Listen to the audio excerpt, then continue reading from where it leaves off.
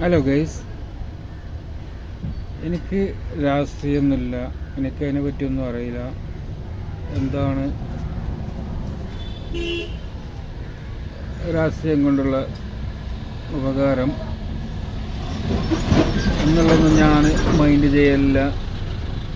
ഈ രാഷ്ട്രീയത്തിനോട് എനിക്ക് വലിയ ഇൻട്രസ്റ്റ് ഇല്ല എന്ന് പറയുന്ന ആൾ നമ്മളെ കൂട്ടത്തിൽ ഉണ്ടാവും. അപ്പം അവരുടെ ശ്രദ്ധക്കാണ് ഞാൻ ഈ പറയുന്നത്.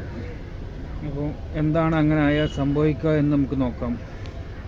എല്ലാ കൂട്ടത്തിലും ഉണ്ടാകും കുറച്ച് ആൾക്കാർ എനിക്ക് ഈ രാഷ്ട്രീയത്തിനോട് വലിയ താല്പര്യമില്ല, അല്ലെങ്കിൽ എനിക്ക് ഈ പൊളിറ്റിക്സിൽ വലിയ ഇൻട്രസ്റ്റ് ഇല്ല, ഈ രാഷ്ട്രീയത്തിൽ എന്താ നടക്കണം, ഈ കേരള രാഷ്ട്രീയത്തിൽ എന്താ നടക്കണം, അല്ലെങ്കിൽ ഈ ഇന്ത്യ രാഷ്ട്രീയത്തിൽ എന്താ നടക്കണമെന്ന് പോലും എനിക്കറിയില്ല. ഇങ്ങനെ ഒരു രാഷ്ട്രീയവാദം ഒരു അഭിമാനമായിട്ട് കൊണ്ടുനടക്കുന്ന ആൾക്കാരൊക്കെ ഉണ്ടാവും. ഇപ്പൊ ഇലക്ഷനാണ് വരാൻ പോണത്. അങ്ങനെയുള്ള ആൾക്കാരോട് രണ്ട് വാചകങ്ങളെ എനിക്ക് പറയാനുള്ളൂ. ഇതിന്റെ അർത്ഥങ്ങളൊന്നും ഞാൻ പറഞ്ഞില്ല. ഈ രണ്ട് വാചകങ്ങൾ ഇത് ഞാൻ പറഞ്ഞതല്ല, കാലങ്ങൾക്ക് മുന്നേ തത്വചിന്തകരായിട്ടുള്ള പ്ലാറ്റോയും പെരിക്കിൾസും പറഞ്ഞതാണ്. അതിൽ ഒന്നാമത്തെ വാചകം എങ്ങനെയാണ്: നിങ്ങൾ രാഷ്ട്രീയത്തിൽ ഇടപെടാത്തോളം കാലം നിങ്ങളെക്കാളും മോശപ്പെട്ടവർ നിങ്ങളെ ഭരിച്ചുകൊണ്ടിരിക്കുന്ന. രണ്ടാമത്തത് ഇങ്ങനെയാണ്, വളരെ പ്രധാനപ്പെട്ട ഒരു വാചകമാണ്: നിങ്ങൾ രാഷ്ട്രീയത്തിൽ ഇടപെട്ടില്ലെങ്കിൽ രാഷ്ട്രീയം നിങ്ങളെ ജീവിതത്തിൽ കയറി ഇടപെടുന്ന. അപ്പൊ ഈ വാക്കുകൾ കേൾക്കുമ്പോൾ നിങ്ങൾക്ക് ഇന്നത്തെ സമകാലിക രാഷ്ട്രീയമായിട്ട് എന്തെങ്കിലും കണക്ട് ചെയ്യാൻ പറ്റുന്നുണ്ടോ എന്ന് നോക്കുക. അപ്പൊ ഞാൻ പറഞ്ഞു വരുന്നത് ഇത്രേ ഉള്ളൂ: ഉള്ളിലൊരു രാഷ്ട്രീയ ബോധം ഉണ്ടാവണം, ഉള്ളിന്റെ ഉള്ളിലൊരു രാഷ്ട്രീയക്കാരൻ ഉണ്ടാവണം.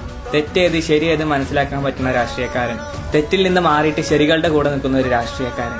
So stand with truth, stand with justice. Your vote matters, your voice matters.